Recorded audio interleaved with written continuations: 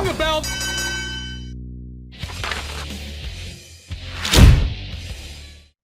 Hello everyone and welcome to the Slam Society here for my review show of MLW Burning Crush 2024 from the 2100 Arena in Philadelphia, Pennsylvania.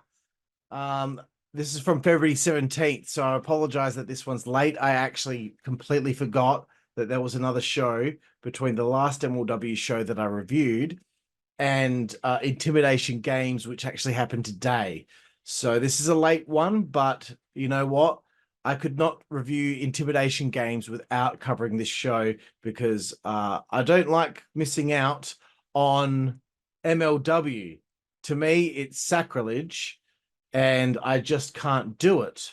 I need to know what was going on, and I can't be without knowing because they only put on a show like once every 2 or 3 weeks. So that's just the way it is, bro.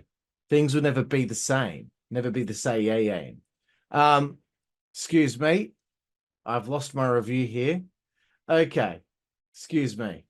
Right. So Alex Kane made his entrance to start the show and addresses his future with the Bubaye Fight Club after losing the belt to Satoshi Kojima at the last show. I can't remember the name of it. Super Fight. So because of this, Alex Kane had come up. He was addressing losing the championship. He wanted to step away from MLW because of this loss, but then Mr. Thomas came out, and Mr. Thomas cut a great promo, and Mr. Thomas gave Alex Kane the pep talk of the century, and within 2 minutes, he snapped Alex out of his funk. It's funny how he went from being a complete sook to overly confident in a ball hair of time. Then, out of the blue, AJ Francis, of all bloody people, he shows up on the big screen and he interrupts. I don't mind the guy. I just don't understand the hype and why he's not only in Impact Wrestling, but he's now in MLW as well. I thought people used to give him a bit of a hard time. No offense to him. Honestly, no offense. I think he's fine. He's great on the mic. And he's not that bad in the ring. But honestly, I was surprised that he showed up here to be somebody that was going to go after Alex Kane. So he has joined the World Titan Federation. That's great stuff, bro. So another member of the WTF. It's just funny how wrestling works sometimes. Alex Kane's cutting this promo, and AJ Francis would have had to like get in touch with somebody involved in production. If Alex Kane comes out to talk, can you play this while he's in the middle of talking? It's funny how wrestling works. Let's get to the first matchup here. 6-man tag team match. Griffin, McCoy, TJ Crawford, Tony Deppen taking on Nolo, Kitano, and Wasted Youth, which is Austin, Luke, and Marcus Mathers. This is a 6-man tag, not trios match, Joe. Such an AEW thing. This shall be the usual car crash that opens an MLW card. Very good. Deppen's team, I think, will prevail, and I was correct. I thought Wasted Youth had booked themselves a tag title match at some point. I don't know what's going on with that. We got the obligatory dives to start the match. I didn't write a lot on this one because it's kind of a cold match for me. Nolo Kitano really impressed me in this one. Mathers hit a 450 splash, and then Tony Deppen nailed him with a kick, and Deppen got the win, and his push continues, as it seems he's getting a few victories lately. And his team with Griffin and TJ, they got the win in 5 minutes, 55 seconds. Let's move forward. Great little promo from Rickey, Shane Page, and Sami Callihan on Raven, Akira, and Jake Crist, who is debuting by taking on RSP on this show. It doesn't matter, though. None of this matters because Zayda is performing next, and that's all that matters. Yes, bro. She's one of the most entertaining people in pro wrestling today. No doubt about it. Every time she's on my screen, I can't wait to see what she's going to do next. They announced Bobby Fish is returning to MLW at Intimidation Games. Good for him. Selena De La Renta She's spicy, isn't she? She's on commentary with Joe and Christian Cole, and immediately Joe Dombrowski gets insulted, which makes me laugh. It's so funny how he is the punching bag of the MLW roster. Next matchup, the four-way match. Delmi Exo, Notorious, Mimi, Tiara James, and Zayda with Brett Ryan Gosselin at ringside, her new bestie. So the Federate is here, baby. Surely Zayda is winning this one and taking the belt, right? Come on. She immediately picks a fight with all three of her opponents, giving them a quick shove, which is perfect for the delusional character that Zayda is. Brett Ryan Gosselin is also popping me. He's just innocently been at ringside, and within the first few moments, he was knocked over 3 times in his fluffy coat. That is just hilarious to me, man. Selena told Joe Dombrowski to shut up, which is again making me laugh. Delmi has to work on the extension of her thrust kick, just throwing that out there, because Zayda bumped it when she shouldn't have, because the thrust kick hit Zayda in her hands. Nitpicking, that's okay. I nitpicked something Zayda did, so that means I'm not too biased. There's a Tower of Doom, and Zayda tries to pin one after another and can't pick up the pin. Christian Cole asks Selena a question, and she says she doesn't need any of his questions, which is again funny because Selena, you're on commentary. Like, of course, you're going to get questions from broadcast journalists there on commentary. Zayda hit the "I'm prettier" on Mimi and got the win. Fist pump to the air, number 1 for me on this show. I burst into laughter because Zayda ripped her arm away from the referee as he held it up. She ripped it away because she's such a little bitch. Brett holds her hand up as her dope theme song plays, and then Selena attacks Delmi viciously. As this fight was happening, Zayda gets on the mic and announces her intention for the MLW Featherweight Championship. Brett gets on the mic and puts Selena down. Selena fires back about Ken not getting laid in Barbie. Zayda talks about Selena blowing her way to the top. Selena rebuttals her and mentions, well, you of all people would know all about that. It's insults galore and it's fantastic. And then Selena, calls Zayda a bitch to end the segment, and that was tremendous. I'm loving MLW, bro. I saw someone give this like a bad rating on CageMatch.net. I gave it a 9 out of 10 on CageMatch.net just to outrank some of the poor ratings that they were giving. And this guy said, I just don't get MLW. Like, it's just like all these crappy matches. Shut up, bro. This is a tremendous show. This is a tremendous company that is firing on all cylinders. Zayda via pinfall in 4 minutes 58. The big bad bastard, Mads Kruger, cuts a promo on how he bided his time and he's come with Contra to end things with Jacob Fatu for good. Little tidbit, I find it interesting that MLW Fusion has been placed on the back burner and we are just doing bigger shows every 2 to 3 weeks. And you know what? I have no problem with it. I think it's a change in MLW's format, excuse me. And I'm not offended by it. I like it. They're able to still continue these storylines along without needing to have that weekly show. Next matchup, MLW National Openweight title match. Rickey Shane Page with Cannonball, Dr. Cornwallis, and Talon taking on Jake Crist. So Jake must be stoked to get on the MLW roster at this stage of his career after how difficult things must have been over the last few years, especially with IWA Mid-South and all that drama. And you can check out my exclusive interview with Ian Rotten, who talks about the whole saga with Jake Crist on this channel here on the Slam Society. Rickey Shane Page is a legitimacy to him because he really does look like a slovenly serial killer. Crist hit a dive to the outside, then a tornado DDT onto the concrete, then an Asai moonsault to start this match. That's how you make a first impression, brother. Well done, JC. Jake Crist was going great guns, outdoing RSP with his top rope antics. Cannonball got on the ring apron at one stage, and he got super kicked. Sami Callihan then hit the ring and clocked Jake. The match is thrown out. Akira makes the save and Crist nails both of them as Akira then flew off the top rope onto the calling with a chair. Cannonball then nailed Crist with a DDT and the calling set up a table. Cannonball looked to be trying to put him through that table. Akira got involved and then Crist hit a steel chair elbow drop on Cannonball through the table, aka New Jack's 187. because I'm a nerd. The calling have been put on notice. Jake Crist in 356 via DQ. Let's keep going. Dinner's almost ready. So, this is what's good about MLW.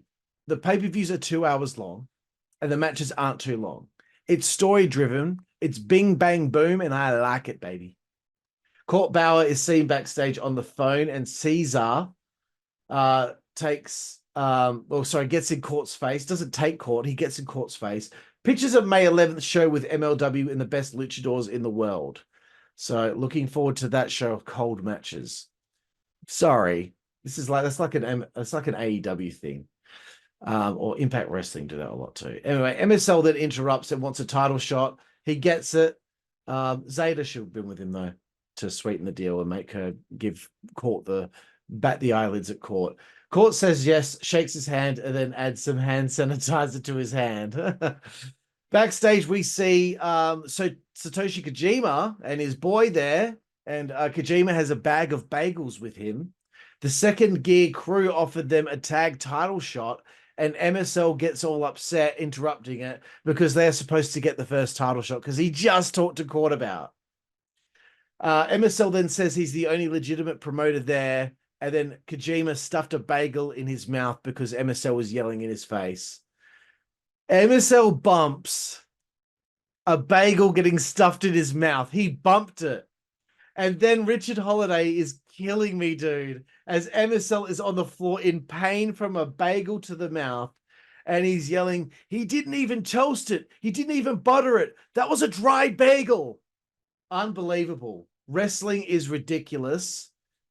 Richard Holliday is screaming like Mr. Saint Laurent had been seriously assaulted.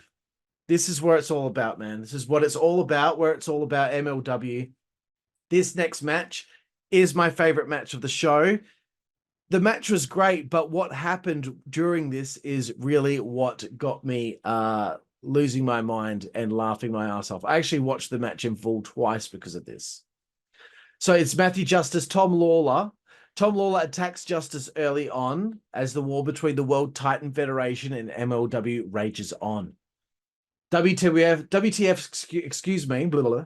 They need more wins, and here's the opportunity. MSL, he's scurrying around the ring in his stupid outfit. It's tremendous. Christian Cole, okay. MSL gets on commentary. Immediately, he's annoying Joe Dombrowski, saying that Joe says, "Are you going to stay here?" And MSL says, "I'm always going to stay in your heart." And Joe Dombrowski says, "Oh, good grief, you know." And then Christian Cole pops me when he says to MSL, I just want to let you know, MSL, what a great job you're doing. It's just fantastic." And as he says that, Tom Lawlor gives MSL a high five. And I'm like, this is a living hell for Joe Dombrowski, the straight man in this sea of wankers.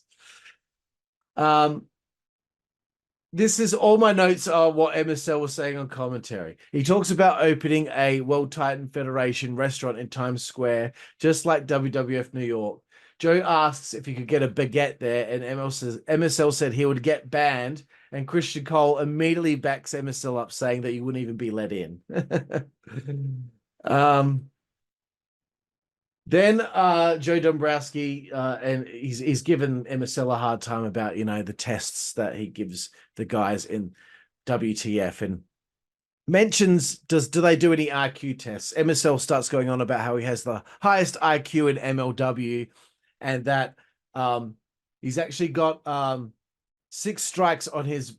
He's a part of Mensa, and had to be there, I suppose. He's got 6 strikes on his black belt Mensa. It makes no sense. It's ridiculous. It's brilliant. The match is great. Justice yells at MSL at one stage. MSL gets up, grabs Justice's foot as he's going for that spear. And then he tries to distract the referee, MSL that is, by standing on the apron and kissing him. And this is the greatest performance MSL has ever put on. One called Manders comes out because of all this interference. He grabs one called Manders' hat, dances around in a circle, and what does he think's going to happen? He is getting laid out with a clothesline. But then soon after that, Tom Lawlor got the win What an awesome match. Pure entertainment, 6:55. Cesar Duran comes out and he talks about bringing in new guys to join his roster. Along with Mystico, he is joined by Barbaro Cavernario and Atlantis. He talks smack about Selena, who immediately comes out to confront him because she's spicy. Caesar says he has the biggest cojones in wrestling, and then a fan yelled out, but with the smallest cock. Selena has footage of Caesar crying and pissing himself, apparently, and he's like, is bullshit. Brilliant. He says she's going to be broke and pinches her face. He issues a challenge for somebody to face Rocky Romero, which is Mystico. She accepts and then she shoves Caesar over. She sells seashells by the seashore. She's a wild woman, this one. Getting close to the finish here. Sorry for the whirlwind of a review, but I do have dinner almost ready. Lumberjack and Lumberjill match. Brett Ryan Gosselin with Zayda at ringside. Another sighting of Zayda. I'm in for it. Love Doug is the opponent. So it's a rematch from their Love is Blindfold match from a few shows ago. BRG is now flanked by Zayda, though. BRG is decent on the mic. I'm loving the Ken from Barbie gimmick. I love that Christian Cole is into the fact that BRG and Zayda are besties. This was a nice palate cleanser, a quickened pace, a different kind of match, different step.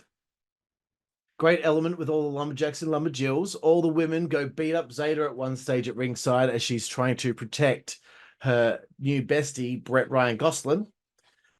And that leads to the Lumberjacks and Lumberjills fighting. Then Doug dived onto all of them. Zayda got involved again, and BRG hit Zayda's finisher to win, which is hilarious. 4 minutes, 7 seconds. See, quick and snappy. I like it. Then I'm going to have an AEW pay-per-view to watch in a few days, and they're going to be 20-minute matches, and there's probably going to be 14 of them on the card. And heaps of multi-mans because Tony has to shoehorn everyone on the card. Get fucked. Tag team match coming up next. CozyMAX, which is Satoshi Kojima and Shigeo Okumura, taking on the World Titan Federation of Davey Boy Smith Jr. and Richard Holliday with Laurent at ringside. So MSL, a few segments later, is now coming out and he's got a neck brace on. What a ham, dude. He gets on the mic. He's just as horrible as ever. He goes on about Kojima and his love of bread and being anti-carbs because it's for fat people. And it's so funny that he's saying that. They show footage of Kojima slapping MSL in the face at the press conference after Kojima won the belt at the last show, Super Fight. MSL constantly copying it, and I'm here for it. I thought it was a good one. It was going to be a good one, and it was. Shigeo copped a heat, and Richard and Davey Boy were a solid team in this one. I think this is the duo that should beat the Second Gear Crew for the tag titles. And I'm still loving the fact that Davey Boy is dressed like his father, the British Bulldog, when he made his short stint in the Attitude Era with the jeans and the tucked-in boots. Kojima ended up leveling Holliday with the Lariato, and CozyMAX ended up with the victory. 6 minutes, 52 seconds. Okay, we're nearing 20 minutes. I did get this done in 20 minutes. Jacob Fatu and Mads Krule Kruger in a Baklei Brawl match. Here we're going hardcore for this one. Time for the main event. This is likely Jacob Fatu's farewell from MLW, I'm assuming. They met on the aisleway as they started brawling. Fatu's theme song kept playing on loop like New Jack with some New Jack vibes. The song finally ends when Kruger had taken control and set up a table. It started to become a war between the two, as we were expecting, as is tradition. More weapons were introduced. Jacob really got cooking and up the ante with his high-flying antics and the high-flying ability that he has that would really suit a storyline going on in WWE that we know as the Bloodline. Come on, please tell me he's coming across for that. They need another guy in there. They need another heater in that group. Okay, you got Sikoa. Throw Jacob Fatu in there and have him be unhinged and difficult to deal with, and it'll be so funny seeing The Rock and Roman try to keep him under control. He hit a sweet moonsault but could not capitalize. Kruger then threw a fireball in Fatu's face. I have skimmed through this a little bit, but that's okay. And he hit Scorched Earth to win the match. The Sentai Death Squad then came out afterward, and they put Jacob Fatu in a body bag, which I think definitely signifies the fact that he is probably leaving MLW now. So it was an eerie finish to the show, a show that was full of different flavors, which is what I like. And MLW are on fire right now, man. They are on fire. And I'm about to watch Intimidation Games after I finish eating dinner. So an eerie finish to the show, indeed.